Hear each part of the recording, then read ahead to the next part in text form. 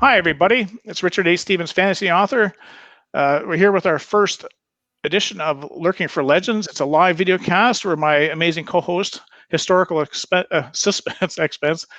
author Christie Stratos and myself will speak with people from all walks of the publishing industry.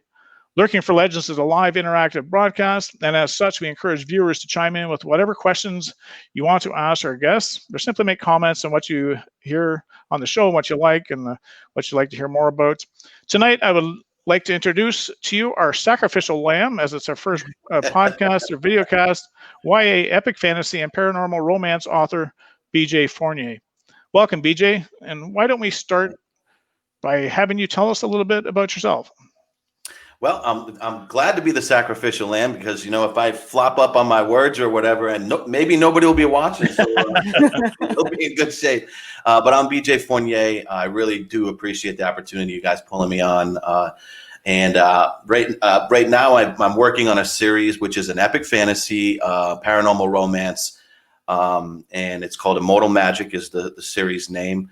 And so I've been writing since I've 12 years old, just kind of putting stories together and kind of making things up and figuring out how to write. I did a lot of journal entries as a young kid, and it kind of just took off from there. And I've always loved the entertainment industry and being involved either with film or whatever the case may be. And then at some point in my life, I kind of realized writing is what I like to do. I like to put my words from my brain onto paper. Is there a way for me to get readers who might also be interested in reading what I write and what I come up with? So that's kind of my scoop, my story.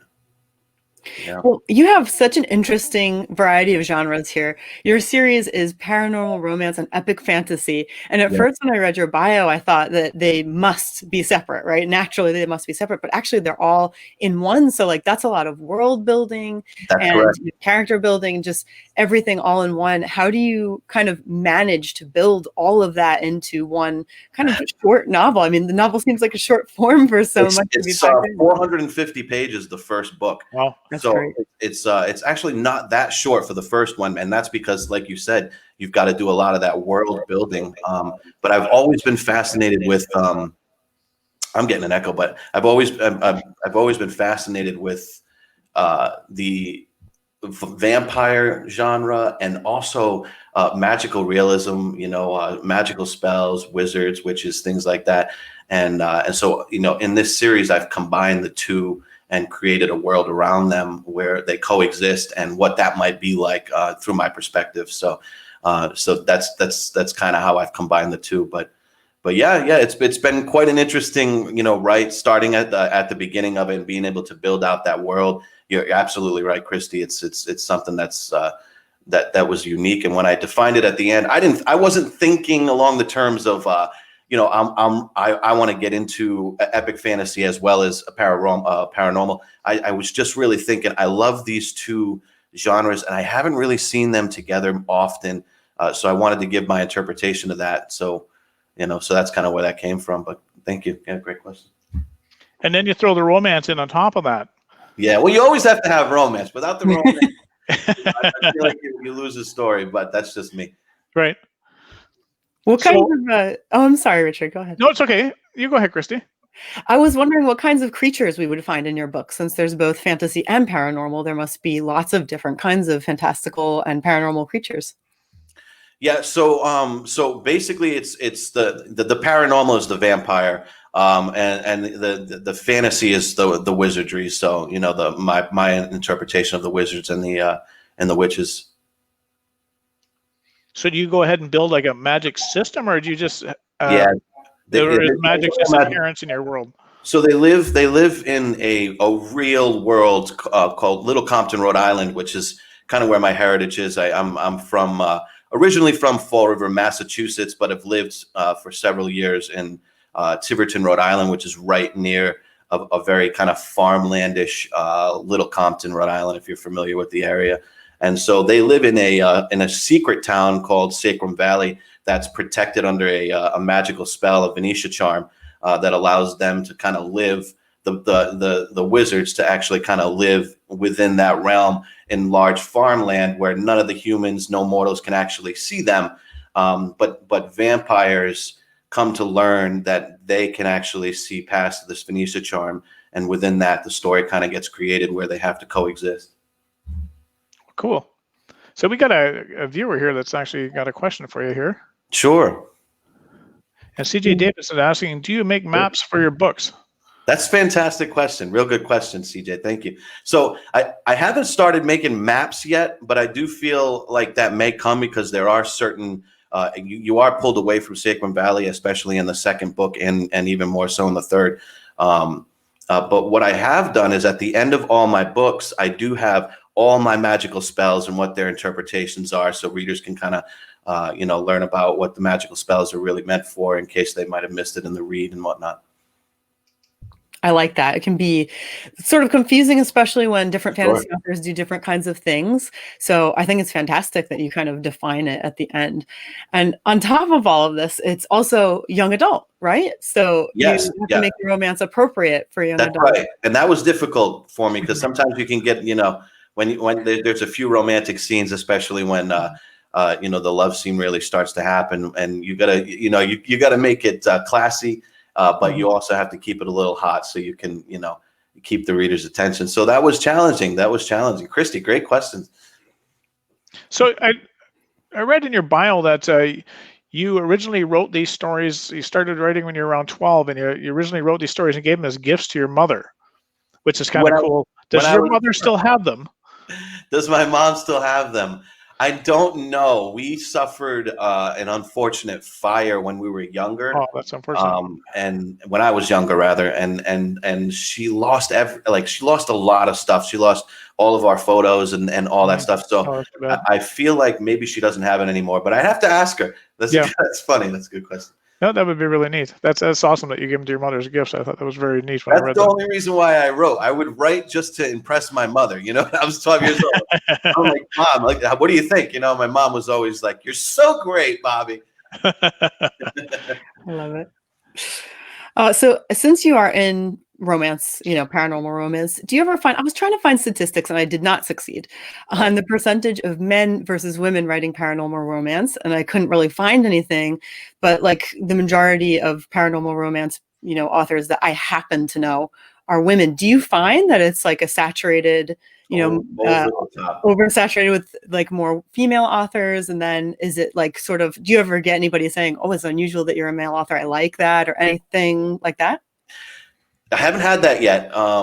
I do have a certain select few fans that really enjoy the fact that I'm a male writer, and they've been captured by the story, and they like that. But you are 100% right, in my opinion.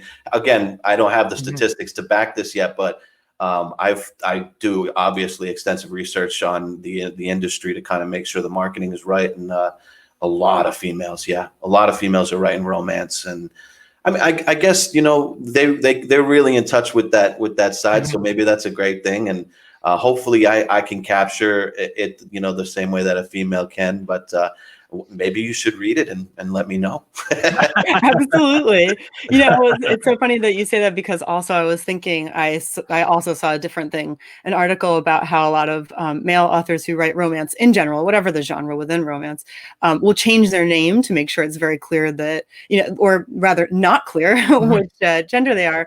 But for you, you haven't done that. And I wondered if it ever even occurred to you, or if that was just like not a worry at all. It was tough for me. I always lead with, the reality of myself first. So it's hard for me to try and hide behind a pseudonym that it just doesn't really depict who I am. So I tried to keep it, real. I guess I tried to keep it real, but I didn't put a whole lot of consideration into that. I thought, let me just be me, and see if somebody picks it up, if it actually is something that they might vibe with and really appreciate. So that's kind of where I was with that. Yeah, I think that's really great. Personally, I really love it. Yeah, I think that's a good point, Christie. I think with science fiction, and maybe not so much fantasy anymore, but if I think a lot of readers we're prejudiced against female writers writing science fiction, especially, and I think that prejudice is disappearing now, which is a good thing. Where I know the females used to just use initials or whatever for their names, so they wouldn't be known as female authors. Sure. And, there's a lot of awesome female authors that have broke that barrier, and I think that's becoming just a thing of the past, which is really good. So, yeah, no, it's a good point. Agreed. But yeah, as far as romance, I would think that it would more be a female author writing it. Yeah, I guess there might be a little bit of femininity inside of me. I'm sure we all have it, but yeah, no, that's awesome. That's my feminine side, Rich. Yeah. And it's actually good to see it written from a male point of view, as long as it's done well. Sure. Because males are geared a little bit different than females, and it might make for a very interesting read that way. So. Yeah, that's what I'm hoping for. I'm hoping the readers, and so far it's been really great. I've gotten many reviews, and primarily all great. You're always going to have that 3 or 4 star. If you get the 1 stars, that's when you have to start really kind of looking at what's going on. But I haven't gotten any of those. Everybody really seems to vibe with the story. I submitted it to Reader's Favorite. You guys familiar with the platform? No, not me. No. Great platform. You should really. I'll have to check it out because they have you have some really great stories yourself, Richard. So you should check it out. They have an award like a contest that you can enter every single year, and the awards are really great, and it's kind of a big deal. But I submitted it for like editorial reviews, and I've gotten on both the stories actually. 5-star, full 5-star reviews, and so I'm happy about that. Well, that's awesome. So, Reader's Favorite is what you call it? Yes, Reader's Favorite. Okay, I'll have to check that out. It's a big one. When you see it, maybe you'll recognize it. Yeah, you probably would. Yeah, a lot of people talk about it. You'll probably recognize like what the award looks like and everything. So, viewer CJ Davidson says it's really cool that you write romance. What scenes do you enjoy writing the most? And this could be, remember, it's not like this is a PG rated or a G rated show, but. Yeah. Well, I am an emotional individual. I think that's why I might, enjoy writing these, kind of romantic. So I would have to say that the most enjoyable scenes that I write are the ones that are gut wrenching, and the ones that are, very heartfelt. And so you can really feel it. So okay, I'm just gonna say it. The favorite scene I wrote in Immortal Magic, Forbidden Love, which is the first book, is the first time they make love, the first time that Amber and Bobby actually make love. So that is by far it was my favorite scene. I had it when I wrote that. I really had to go back and edit it because I made it, young adult. So I really had to say, okay, well, let's keep a little bit to the imagination. But that was so much fun. And up until that point, I guess I really hadn't done anything that was so, exotic or whatever, or what's the word I'm looking for? I think I'm lagging on the word that I'm looking for, but you know what I mean. That's because you're an author. Yep.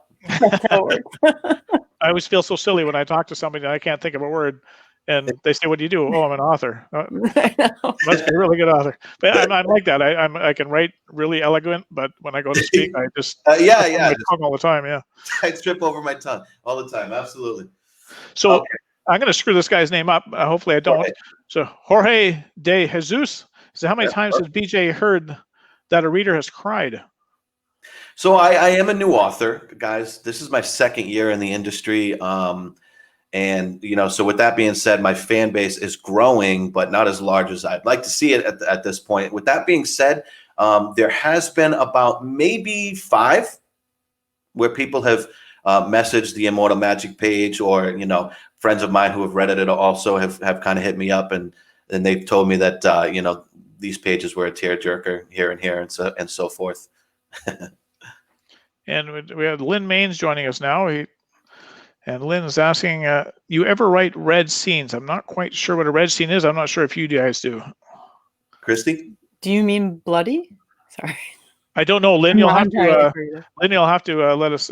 You'll have to see. I can't find that word. You're gonna Yeah. have Yeah, to. clarify for us, Lynn. You're gonna have to clarify. There you go. That's the word. She might mean bloody, maybe. I would think that's what that Probably. Because we're talking about romance, I was thinking that maybe we were going, taking it beyond, pushing the envelope a little bit to getting it. Blushing. Well, no, not blushing, but taking it, over the edge. You know what I mean? Oh, I Like see. Oh, if I write scenes like that, like you say, you leave it to the imagination. So I don't actually go into the actual physical act of them doing it. Mhm. I yes. let they go in the bush and it's very romantic and the way they go, and I leave it at that. And your imagination is far better than me writing it out, so I let it go. I'm not sure if that's what he means or not. Hmm.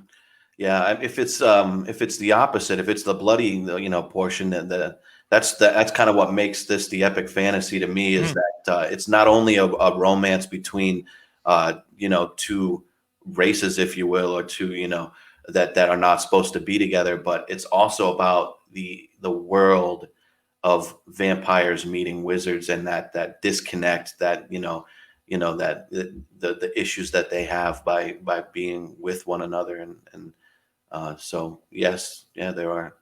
So it sounds like you have some really good societal issues in there as well, which is probably a really good example for teens, Sure. Yeah, no, absolutely. I feel like it does two things. It kind of interprets an undying love that just can't be denied.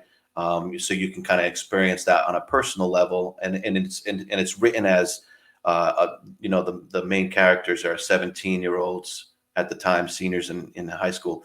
But then also, like you said, societally speaking, what's happening, even though it is fantasy, can also be likened to certain realities that we face in every day.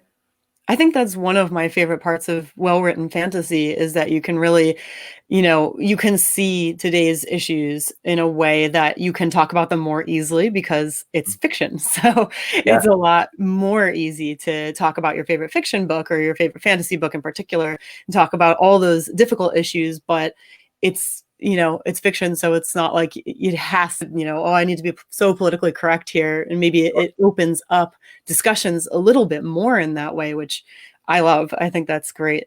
Yeah, no, spot on. That's perfect. So I met you. We were trying to figure that out just before we come online, probably about 2 years ago. And of course, I met you through Facebook. Where else do you meet people but through Facebook? Right. Especially during these crazy times now. But I remember one of our first conversations we had on Messenger one night. I was watching something on Netflix, and you were messaging me about doing a book show in Rhode Island. Mm-hmm. And yeah. So it's funny that you say that. That was supposed to happen last year. It's the Rhode Island Comic Con. I'm not sure if any of my fans or friends are here today watching this. I did try to spread the word, of course, but they would be familiar with that. I'm not sure if any of you, Christy, where are you from? New Jersey. So okay. So have you heard of the Rhode Island Comic Con? Not that one. I haven't. No, okay. I mean, hundreds of thousands of people show up to this thing. It's a pretty big deal that happens in Providence, Rhode Island, I believe, and they do have an author section. I started with what's called the Rhode Island Terror Con, which is more geared towards paranormal and things like that. I thought that was suitably fitting. But what happened was that's a much smaller event. Maybe 10,000 people show up, and they canceled that event due to COVID. And we're expecting to be able to have the Rhode Island Comic Con in June of last year. And so they invited me to go to the Rhode Island Comic Con rather than the Terror Con. And then sure enough, COVID continued its course, and they canceled that. So what we're planning on is this summer, Rhode Island Comic Con will have the event, in which case, I'll definitely be there. I'm not sure what the turnout's going to be though, because I mean, nothing's been open. Like concerts, no. I know my girlfriend, she's like a concert buff, and she's pretty much gone into a deep depression. Yeah, for sure. So did you see, when you're talking about that, did you see my face like go green? with them. I was looking, I was trying to be correct and look at the camera, so I missed that. I go green with envy when I hear my U.S. friends talk about their Comic Cons. Like I go to an event up here, and if we have 5,000 people attend, it's an amazing event because like 10,000 people is like pretty well the population of Canada. So, so I'm gonna have to definitely get down to the States next year and check these things out. So, have you done a Comic Con at all then? Mm-mm. Did you do the Terracon? You didn't get to it. Eh? Unfortunately, I didn't. I was super excited because in 2019, the end of 2019, I published my the first book, and then I feel like it was. I'm sorry, I can't remember entirely, but it was like the third month of 2020 is when I published the next book. And so I was ready. I had 2 books done. I already had the third book in writing, and I was ready to get out there and really start, kind of showing myself, shaking hands, and being out there. And unfortunately, what happened, with COVID happened. Mm-hmm. Yeah. So when you can get back to cons, are you someone who would want to like travel to different cons and represent a few of them, like maybe be on some panels and stuff? I would actually love that. And I know that Richard had mentioned during that same conversation that you were talking about, Rich. You mentioned a writers conference or something that you go to, or convention or something of the sort.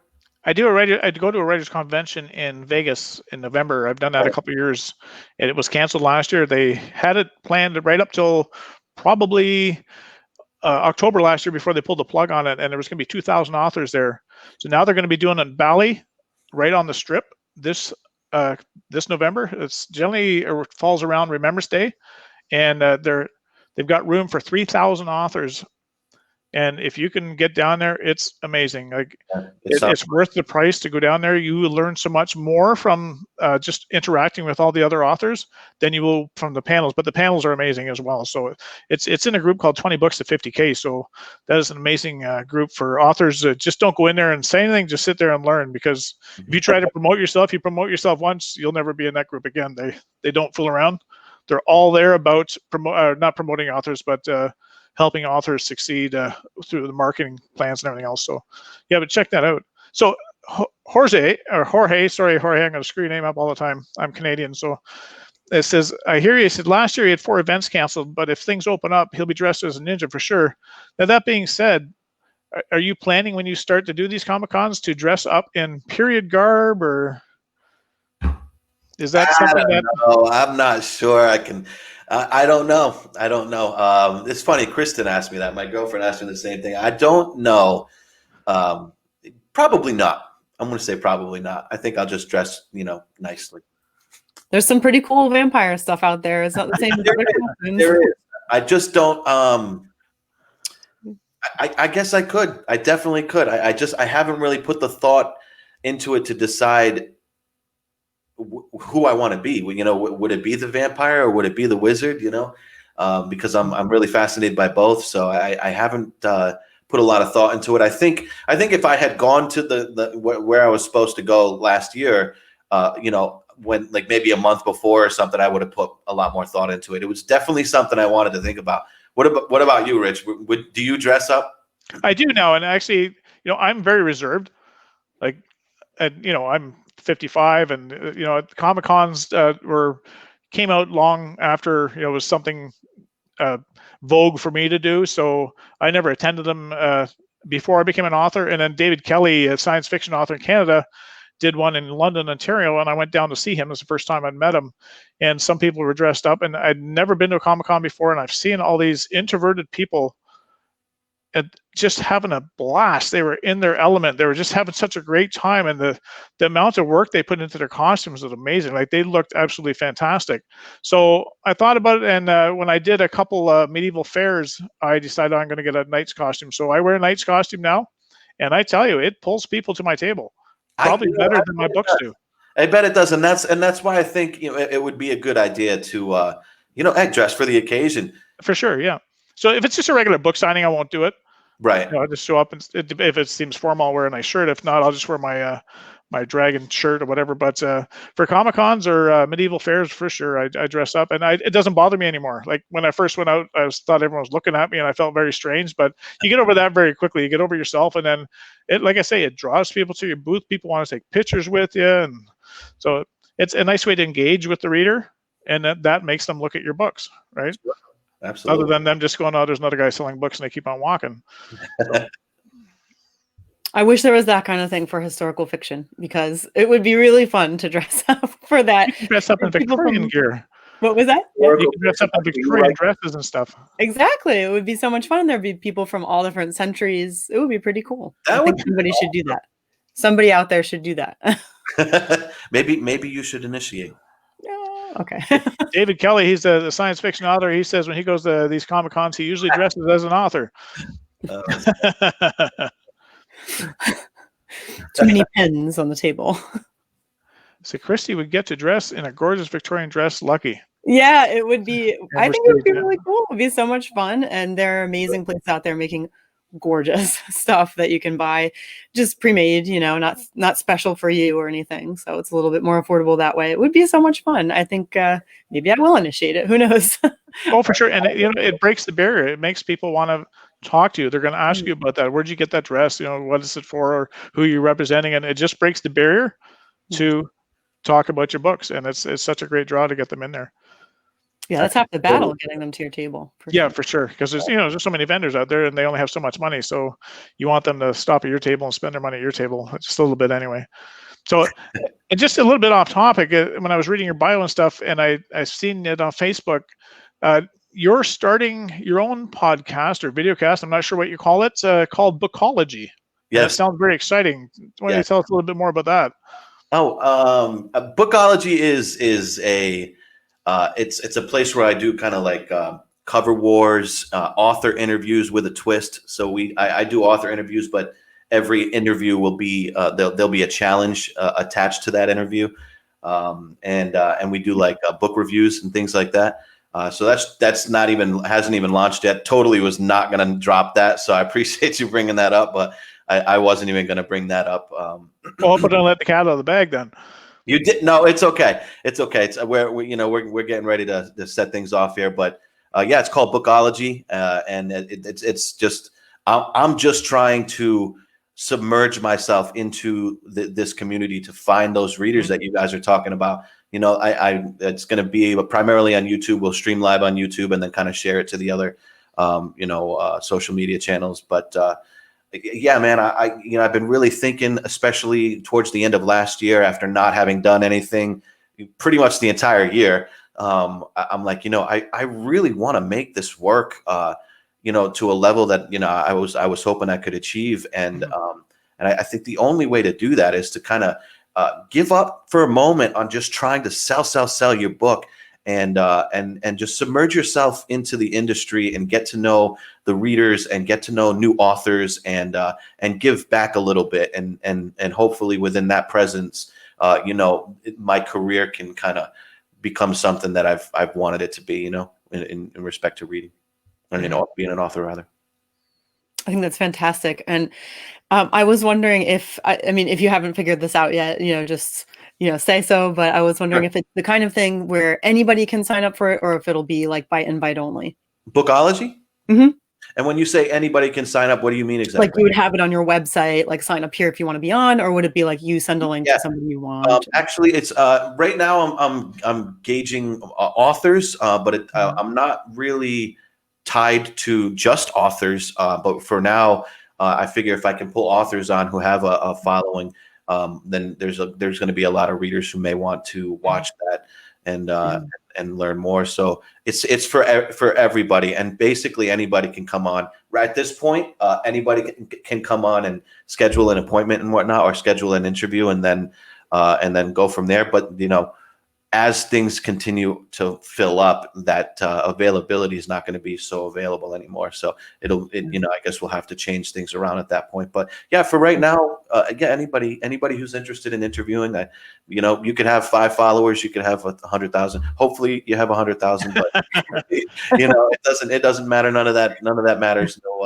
No specifications. Like I said, my true goal to it all is to really kind of just build just build some rapport in the industry that I love so much, and really kind of give it my full heart's effort. That's great. I know a lot of people will be signing up for that. I'm absolutely sure. Hopefully, the twist with the challenges, I think, is what is going to be interesting. Where I think it'll be kind of entertaining, where they have to kind of undergo a certain challenge. Just fun challenges, like maybe jumping off a building or something. Nothing big. No big deal. That's one way to get rid of the author competition.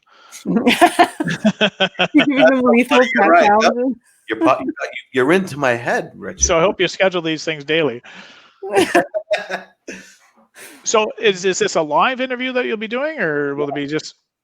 Yeah, it'll be live. It's like a show. It's set up like a show. So there's going to be segments, where we'll talk about like cover wars, for instance, where we'll pin two book covers up against each other and have the audience decide who wins and things like that. And then there'll be maybe a 15 to 20 minute, no more than 30-minute interview with a different author, where we can tap into their book, give them a little bit of promotion, and at the same time learn a little bit about their techniques and their strategies, as well as their inspiration and things like that. And that's it. Yeah, that's kind of it. And then book reviews, of course. So JD's saying, okay, but which building? And if it gets book reviews, you might get offers. He's just saying. Leave it to JD. Well, I don't get. I'm lost on that one. Help me. Somebody help me. He was wondering which building you're going to have the authors jump off for their interview. Okay, I got you now. And if it ends up getting you book reviews, it might be worth doing. I love it. So you have a third book that will be coming out at some point. How is it coming along? It's coming along well. A little bit. My intention was to honestly publish 2 books last year. I didn't publish any. So 2020 was that way. Yeah, I'm a little disappointed in myself with that, but I really got caught up on everything going on in the world, to be entirely honest, and I couldn't find my mojo, and I just could not find it. And towards the end of the year, I was so disappointed that I'm like, you know what, lock yourself in your office, bro, and let's get started. So I did that, and I'm probably 90% done at this point. So it should be very soon, truly. That's cool. Great. Mm-hmm. You already have the book cover up and everything, so I mean, you're because I got raring to go. Yes, raring to go. That's right. I usually don't like to release the book cover until it's just about done, so we can kind of develop a little bit of excitement around it. But in this specific case, I jumped the gun because I thought I could finish it up, and I just got stuck in the rut, the typical author rut, and I didn't finish by the end of last year like I was hoping to do. So this year, like I said, everything has been about submerging myself into this industry and finishing this book and get it going. Since you've spent so much time on that, is there any particular tip you would give to authors who are struggling to kind of find their reader base, or even just be seen? I feel like that's one of the biggest struggles, just being seen. The Facebook algorithm does not work in our favor, especially Facebook pages. So is there anything that you would suggest that's either off of, social media or on social media? So to get more recognition? Yeah, to be seen in general, to help people find your book. Mm-hmm. So everything that I've done, my efforts, the best efforts that work, because I've spent money on advertising, and then I've hit the ground, and the groundwork is really what sells the book, in my personal opinion.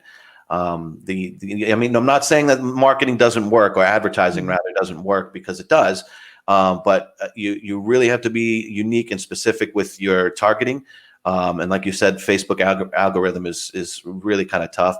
So in a time like we're in right now, with COVID being what it is, and we find ourselves living a virtual life essentially, being on Facebook or being on these social media platforms is a great way for you to still be able to get out there and get your book out there and have people read it. What I would say is do a little research on the algorithms, because they may be pinned against us, but there is a specific way that they work. So I know, for instance, with with Facebook. Facebook has so many users that are constantly posting every day that they couldn't possibly post their post on every one of their friends' Right. timelines, because it would completely bog down the entire experience. So what they've done is they've made it unique to being able to understand which friends on your friends list are closer friends than others who may interact more frequently. And that's what they're looking for, is engagement. So if you can show Facebook that you're engaging with certain people, then they will show your post on their post.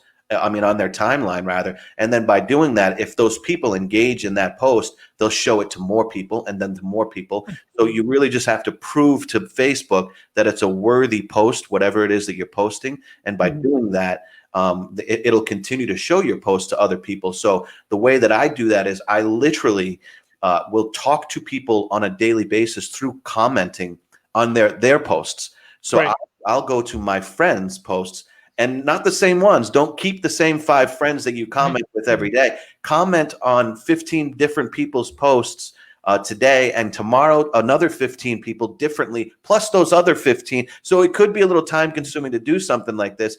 But by doing that, what you're doing is you're waking up Facebook's algorithm so that it says, okay, these 2 people have connected recently. I'm going to show that post on their timeline. And then as long as they connect with that post and they like it or comment on it, they'll continue to show it. So, I mean, I hope that helps.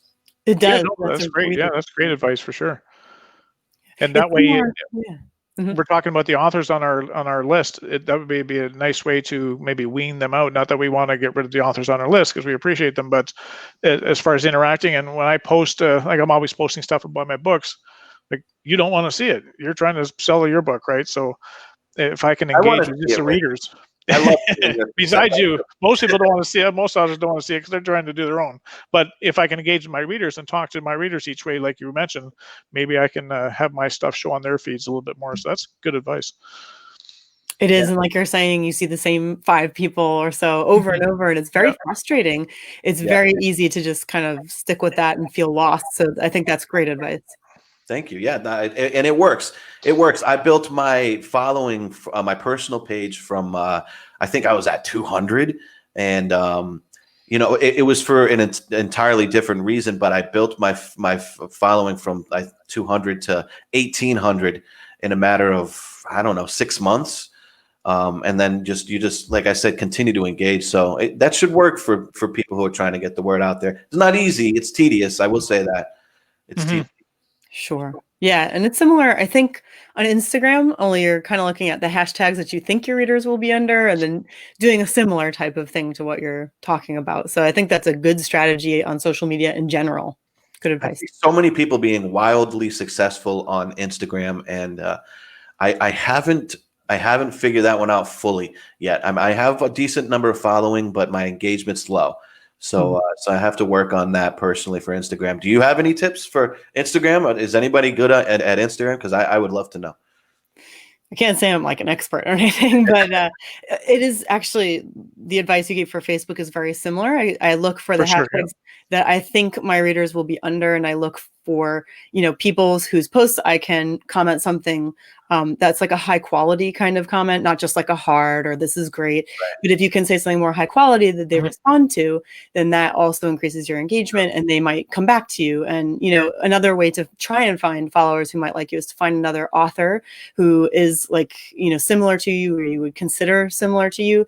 Take a look at their followers and see if you can find regular people and try to comment on their things as well. So that's just a couple of tips. And as you can see, it's pretty similar to what you're saying, actually. Yeah.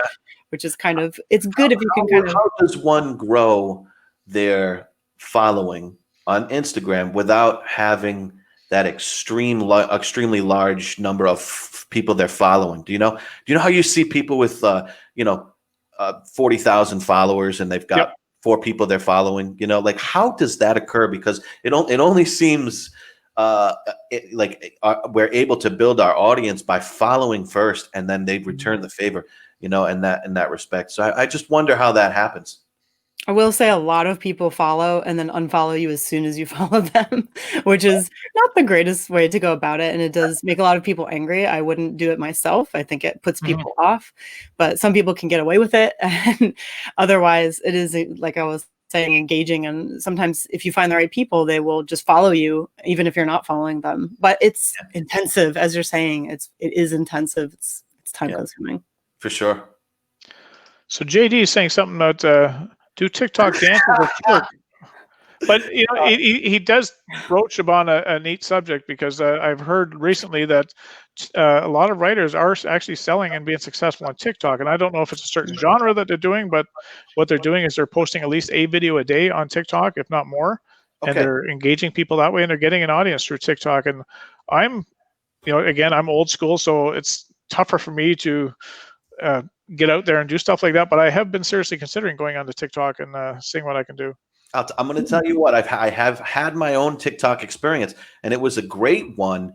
But in my personal experience, I need to look at what you're saying, Richard, because if you look at the age group demographic Yes. for TikTok, it's age 10 or 13 to like 19 to 25, right? And so these young people these days are not reading. I'm being honest. You'll find some readers that are young, but in the technology age, everybody's much more about visual realities and video and entertainment through that respect. So I found it completely. It didn't work at all. Yeah, I find it's definitely tougher to engage, I think, online with people that are younger. Than look at me, I'm like Gandalf to these 19-year-old kids. So, but when I do book events, and you'll find when you do book events, you'll get a lot of teenage readers that'll come up, and I want to see that. they'll absolutely love you, and they will follow you, and they will be your best fans. I love that. They'll engage with you, and so it's a different beast when you're actually there in person. No, I completely agree. And like I said, I maybe it's just the format of what TikTok is. And again, it could also be I just didn't grasp the concept of going viral on TikTok. Maybe I need to be a little bit more creative with combining going viral on TikTok and what that takes, and being an author. So what I would love to do, and now that you mentioned that, because I did have a lot of fun, I have to tell you, TikTok is a ton of fun. So if you guys haven't tried it yet, I mean, and it gets addicting, so be very careful. If you think Facebook's addicting, be careful, because you'll find yourself setting up lights and you'll be everywhere, and you'll be doing videos and forget it, your day's gone. But yeah, maybe I better not. What I like to do is kind of is see what you're talking about when you say that there's been a lot of authors that have done well with that, and I'd love to see their pages and see what they're doing on TikTok, to kind of gauge what it is they're doing. I'd love to see that. Yeah, that would be interesting. There's this one girl, she's a romance author. I think her name is Mariah Ankenman. And I'm not on TikTok either, but she's super creative. So if anybody is interested in checking her out, she does some great stuff, and she puts it on Instagram as well. And they do really well on Instagram. They get hundreds of views a lot of the time. And it seems to be a combination of being super relatable, and there has to be like movement in it and stuff. It's got to be active, it seems. Engaging, and yeah. she does What's her name again? What was that? What's her name again? Mariah Ankenman. I think it's Ankenenmann, something like that. I'm pretty sure I got it. You didn't make that easy. Yeah. Right, so that's one. And there's one other one that I can't remember her name, but it does. I just, like I said, I'm not on TikTok, but it does seem to be like a lot of movement and like cool things, like going in and out of clothes and I don't know, stuff I can't figure out. It's cool. I wonder if there's a way that I might be able to like fall into my book, Yeah, right. That would be cool. That would be awesome. Book or something. I don't know, but so you've seen some of the authors on TikTok, then, is what you're saying, Christie, right? I've seen their TikToks on Instagram because they put them on Instagram. Okay. And so are there posts like related to the books, to them being an author, or are they just entertaining posts? They are always based in at least being an author even if it's not about the book in particular, she does a lot of hers on being a romance author, in particular, the reactions other people have, and like a day in the life of a writer.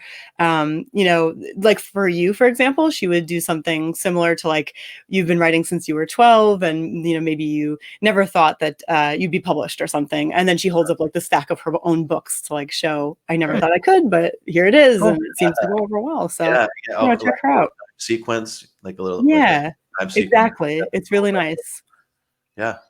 So before we go, BJ, Sure. speaking of stacks of books, what's next in the book world of BJ Fournier? I know you're working on this third book in the series of Immortal Magic, but what have you got planned in the future? Have you got more books in your head that you want to get out, or? Yeah.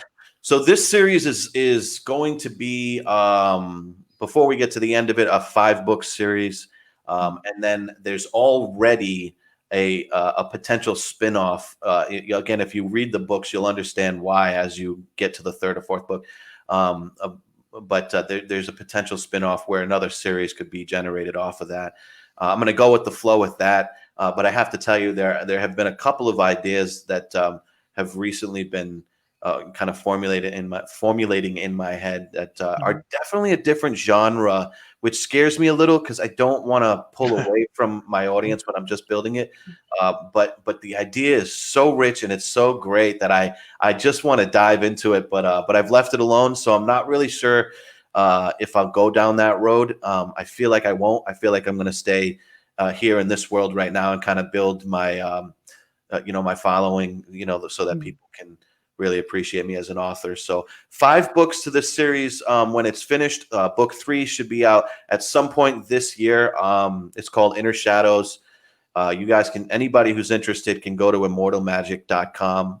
If you'd like to check out what's going on, you can get my books right from the website. It'll bring you to Amazon or wherever it is you need to get it from. We've got the Kindle version, the paperback available, and the audio version available for book 1, Forbidden Love. We also have the audio version for book 2 actually in production right now. So that should be coming out, I would say, over the next couple of weeks. It shouldn't be much longer. She's already on chapter, I think, did she just send me chapter 17, I think? So we've got a few more chapters left. But it's coming along great. I really do love it. So Immortal Magic Dark Times, the 2nd book, will have all 3 available as well for anybody who likes the audio version. I think that's about it. Awesome. Fantastic. Yeah. Oh, that's great, BJ. And thanks for being our sacrificial lamb today. Someone always has to be the first one, and things actually went a lot smoother than I was afraid they might. So again, thank you for joining us. Thank you for being our inaugural guest. It was a pleasure speaking with you tonight. And Christie and I hope we wish you the best success, and we hope to hear from you again in the future. We'll get you on when you do another book launch. Just make sure you plan ahead, because our Calendly links are getting pretty filled up. So if you know in advance that something's coming up sometime in the summer or whatever, you want to get back on here and promo that book, then please give me a shout or just use the Google form again, and we'll get it back on there. So yeah. So everybody, that's it for episode 1 of Legend of Lurkers. Be sure to tune in next week as Christie and I chat with romantic comedy and contemporary romance author Allison Jones. It's going to be a lot of fun. Her book is coming out very shortly, and she is just a riot. So I think you guys should tune in. I think you'll enjoy her just as much as you enjoyed BJ. I'll check it out. That's awesome. Thank you. Thanks again, BJ. Thank you. Thank you. Good night. Bye, everyone.